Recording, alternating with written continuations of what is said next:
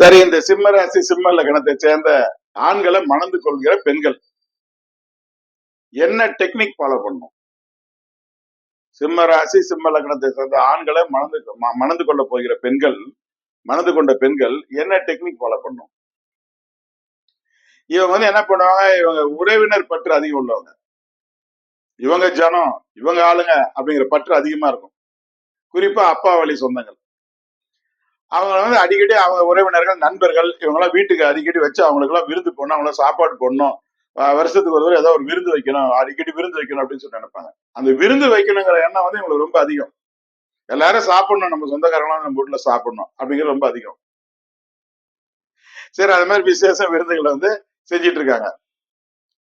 அப்போ அந்த நேரம் இருக்கு பாத்தீங்களா, இவங்க ஏதோ ஒரு விருந்து வைக்கணும், ஏதோ ஒரு விழா திருவிழாக்கு அவங்களை கூப்பிடணும், விருந்து வைக்கணும் அப்படின்னு நினைக்கிறேன். அந்த நேரத்துல இவங்க சந்தோஷம் அளவு கடந்துதான் இருக்கும்.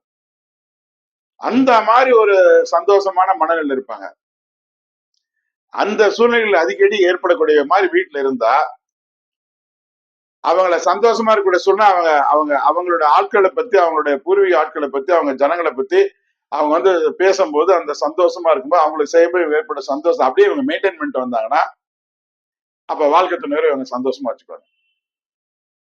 அதுல போய் ஏதோ குறை சொல்றது, குற்றம் சொல்றது இதெல்லாம் தேவையில்லை அப்படின்னு சொன்னா இவங்களுக்கு பிடிக்காது.